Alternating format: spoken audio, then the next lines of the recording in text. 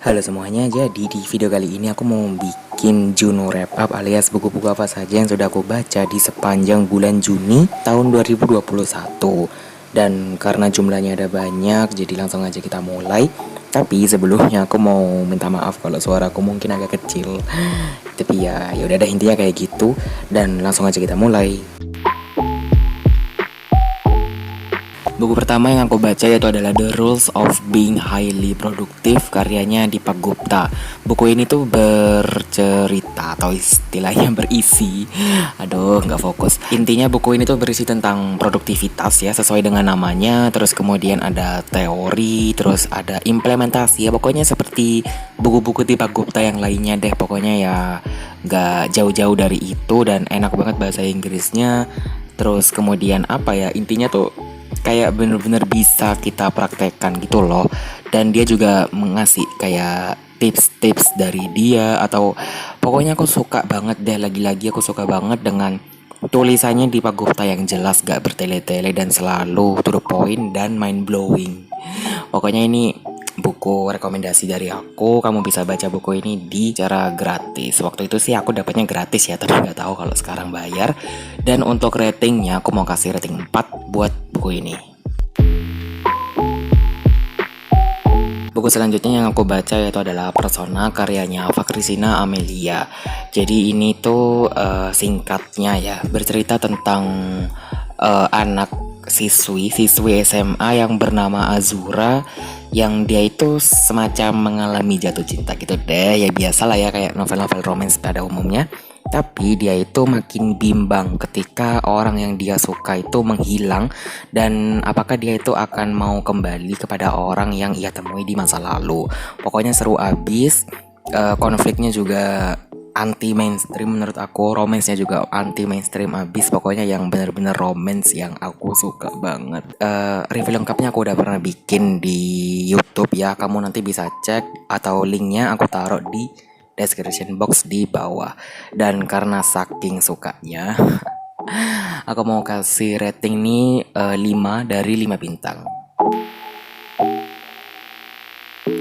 Buku selanjutnya yaitu adalah Hujan Kemarin karyanya Orina Fasrina. Ini tuh sama ya, genrenya tuh masih romance, tapi ini tuh agak beda. Meskipun kita lihat ya covernya tuh kayak cute, tapi isinya tuh suram abis. Kayak beda banget deh sama covernya yang manis. Jadi di sini tuh bahkan ya menceritakan atau mempertunjukkan kekerasan seksual atau apa gitu ya. Pokoknya yang kegiatan atau hal-hal tabu di sini dijelaskan secara belak-belakan. Tapi kalau kamu bingung itu terus mana ya romansnya, mungkin kamu bisa baca sendiri atau mungkin kamu juga bisa cek di reviewku ya. Aku udah pernah post juga review tentang buku ini di YouTube dan di blog, jadi kalian bisa cek di situ. Tapi karena aku nggak terlalu suka dengan gaya penceritaan yang kayak gitu, jadi makanya aku cuman mau kasih 3,5 dari 5 bintang buat buku ini. Buku selanjutnya itu adalah Pengabdi Netizen karyanya Geraldita. And anyway, sebelum aku lanjut ke reviewnya, mohon maaf kalau misalnya ada back sound atau apapun lah itu, pokoknya yang berisik, I'm so sorry. Dan oke, kita lanjut ke reviewnya. Jadi buku ini tuh biografi dari penulisnya alias Geralditan, yang dia tuh bercerita tentang kayak perjalanannya menjadi konten kreator gitu loh. Karena dia kan sekarang terkenalnya jadi konten kreator atau influencer gitulah ya. Dan dari sini kita juga jadi tahu gitu loh, di balik kehidupannya Geralditan yang kayaknya fine-fine aja, yang happy-happy aja, ternyata ada kayak ya backstory yang kayaknya semua orang ya udah punya gitu lah ya. Gak mungkin kan orang itu hidupnya mulus-mulus aja. Dan dari buku ini aku jadi bisa belajar bersyukur gitu deh intinya. Dan bahasanya juga ringan banget, enak banget. Di beberapa part aku kadang suka ngakak-ngakak sendiri, ketawa-ketawa sendiri, nggak tahu, aneh pokoknya. Tapi somehow lawakannya tuh kebanyakan, jadi aku merasa kayak nggak selucu itu juga gitu lah ya. Untuk reviewnya lagi-lagi aku udah pernah bikin di YouTube, kamu bisa cek, nanti aku taruh juga linknya di description box. Dan untuk ratingnya karena aku suka, ini cukup menghibur, aku kasih rating 3,8 dari 5 bintang.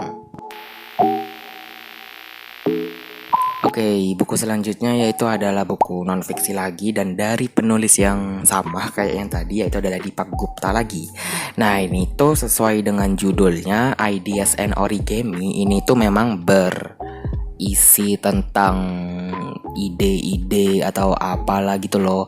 Pokoknya mengangkat tema ide dan juga hubungannya dengan kreativitas, karena memang kebanyakan tulisannya di Pak Gupta itu makin kesini makin mengeruk tentang tema kreatif. Kadang tema kreatif ini kan dibutuhin beberapa orang itu kan.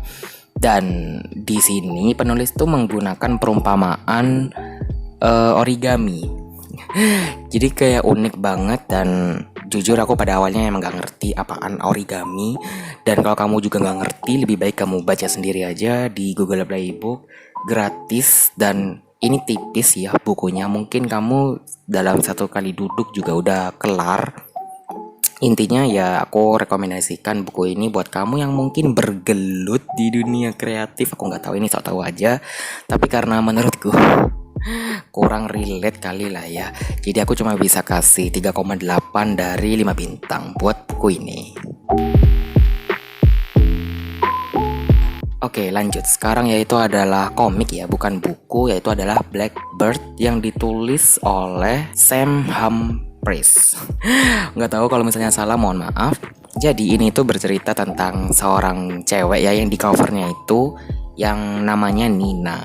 Jadi dia itu pada suatu hari dia itu kayak mendapat kekuatan atau keajaiban gitu semenjak adanya peristiwa gempa bumi yang menimpa kotanya. Pokoknya setelah kejadian gempa bumi itu dia merasakan hal-hal yang aneh, dan dia itu kerap kali melihat sosok-sosok ya gitulah ya. Tahu lah ya. Dan dia juga pokoknya semakin yakin kalau dunia lain alias dunia paralel itu ada. Dan dari situ dia mulai makin mengerok-ngerok gitu loh, sebenarnya apa sih yang terjadi. Dan cukup oke ini untuk pemanasan, karena ini juga buku pertama gitu lah ya. Jadi aku masih nggak tahu banget konflik utama yang akan dihadapi itu apa, cuman cukup adalah yang bisa Nina pertaruhkan di buku pertama ini. Aku pengen baca buku keduanya sih jujur, tapi bayar. Oke, kayaknya itu aja sih untuk reviewnya. Jadi kayaknya aku mau kasih 4 dari 5 bintang, karena aku suka juga ya dengan ilustrasinya yang bagus banget, sumpah. Warnanya itu kayak warna tipeku banget deh. Pokoknya ilustrasinya itu ilustrasi yang tipeku, warnanya juga bagus, kontras, aduh nggak tahu deh. Pokoknya kalian harus baca kalau mungkin mau nyobain baca komik. Oke, lanjut. Sekarang yaitu adalah Miss Ice Sandwich yang ditulis oleh Mieko Kawakami. Ini tuh Japanese literatur ya. Dan aku tertarik baca buku ini, apalagi kalau bukan covernya yang lucu, cute, dan kesannya ya manis aja gitu kan. Tapi ternyata isinya tuh bener-bener beda abis dari apa yang aku kira gitulah ya. Jadi singkatnya, buku ini tuh bercerita tentang anak laki-laki yang kagum dengan wanita yang bekerja di toko sandwich di salah satu supermarketnya di kota dia gitu deh. Mungkin kamu kalau mikir ala cuman kayak gitu doang pasti bosenin, kamu salah. Karena ini tuh benar-benar banyak sensasi yang didapetin gitu deh dari buku ini. Dan pokoknya impresi kita sebelum dan sesudah menutup buku ini tuh kayak beda aja gitu, kayak ya bener-bener beda aja deh. Dan aku juga suka dengan unsur apa sih namanya, kayak magical realism, terus agak sedikit action ya, pokoknya kayak gitu-gitu aku suka banget. Dan ini sebenarnya aku pernah review lengkap, tapi bukan di video tapi di blog. Jadi kamu kalau misalnya mau cek juga reviewnya, nanti aku taruh deh link blognya di description box biar kamu bisa baca di situ. Dan karena suka sama novel ini, aku mau kasih rating 4,5 dari 5 bintang. Oke, selanjutnya itu adalah komik lagi. Dan judulnya yaitu adalah Ghost World yang ditulis oleh Daniel Clowes. Close, gak tahu. Oke, jadi sebenarnya aku tertarik baca komik ini tuh karena lihat aja covernya cukup bright dan mungkin ada orang pakai topeng. Yang aku tuh ngiranya ya ceritanya bakal kayak heroes melawan villains atau yang lain-lain gitu untuk ya nyelamatin kota gitu kan biasanya kan premisnya. Tapi ternyata beda abis. Aku nggak nyangka kalau ceritanya bakal beda banget sama covernya ya. Kayak covernya tuh menjanjikan dan cukup menarik gitu loh. Tapi ternyata enggak. Singkatnya aja ya, ini tuh bercerita tentang dua orang cewek bernama Enid dan Rebecca yang mereka tuh menjadi semacam apa ya, aku juga bingung jujur. Mereka itu semacam mencari seseorang untuk keperluan pribadi gitu dan aku nggak ngerti what's going on di sini karena aku benar-benar nggak nangkep ceritanya ini mau dibawa kemana dan dari awal aja ini tuh apa gitu loh. Karena kayaknya nggak ada yang dipertaruhkan dari dua gadis ini dan aku juga akhirnya ngecek kan di Goodreads. Orang-orang aja itu banyak yang ngasih rating bintang 2, 3, paling dikit banget yang ngasih ratingnya 5. Pokoknya aku bener-bener nggak tahu what's going on di sini, kayak apa sih ini sebenarnya, kenapa gitu loh, apa yang mereka cari dan apa yang mereka pertaruhkan, terus kok nggak ada lagi gitu loh. Tapi mungkin kalau untuk mengambil hal positif di komik ini mungkin bahasa Inggrisnya yang gampang dicerna dan somehow percakapan dua orang ini tuh bikin ngakak gitu lah ya. Tapi ya gitu deh, kata-katanya tuh agak bip gitu.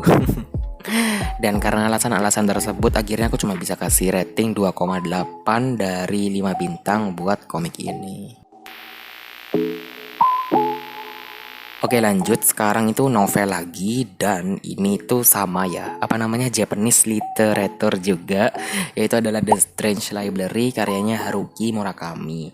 Ini tuh adalah buku Haruki Murakami yang pertama ya yang aku baca dan ternyata aku langsung suka, pakai banget deh pokoknya. Singkat kata, novel ini tuh bercerita tentang anak laki-laki yang dihadapkan dengan mimpi buruk yang gak pernah ia sangka dan gak akan pernah ia lupakan di sebuah perpustakaan publik yang ada di kotanya. Ternyata di perpustakaan itu ada ruangan bawah tanah yang misterius dengan adanya tokoh-tokoh baru seperti pria tua yang aneh, terus pria yang mengenakan pakaian domba, dan juga wanita cantik yang misterius yang semakin ngebuat anak ini tuh jadi bingung sebenarnya kenapa ini. Kok aku nggak pernah tahu ya di perpustakaan ada hal semacam ini.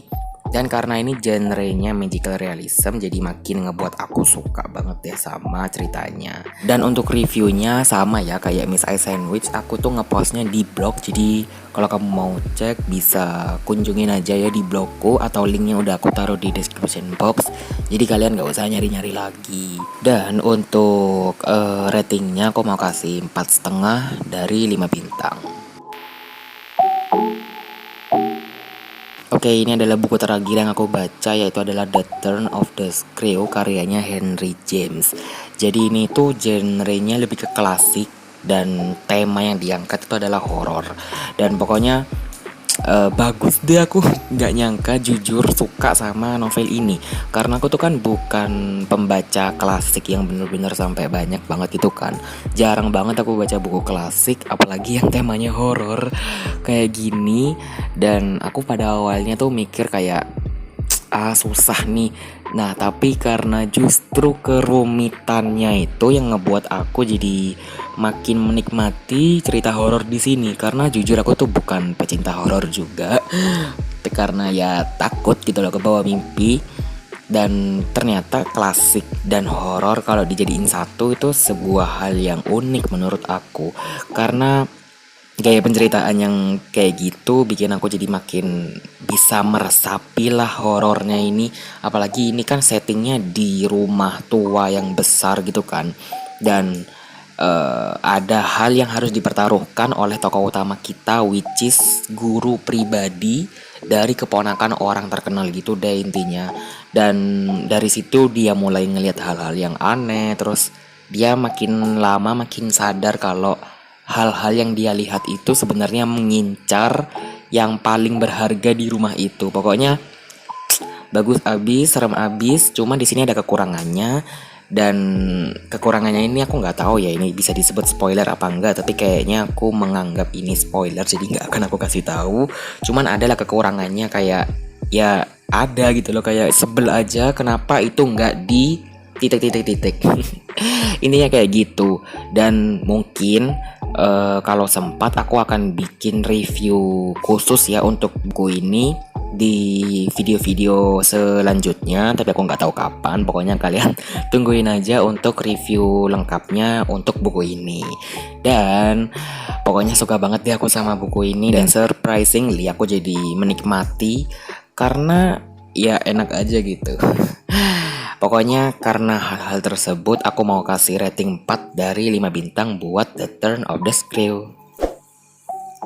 Oke, itu tadi adalah buku-buku yang sudah aku baca di bulan Juni 2021. Totalnya ada 10 buku. Jujur aku gak nyangka kalau buku-buku yang aku baca di 1 bulan ini ada 10. Dan itu menjadi jumlah terbanyak yang aku baca dalam 1 bulan. Dan aku memang cukup menghabiskan banyak waktu di liburan ini untuk baca buku ya memang. Jadi memang ya banyakin baca aja sih kalau menurut aku. Dan aku kepo juga kamu baca berapa banyak buku di bulan Juni ini, kasih tahu di kolom komentar di bawah. Aku mohon maaf kalau videonya agak beda dari biasanya karena aku ngomongnya pelan kayak gini.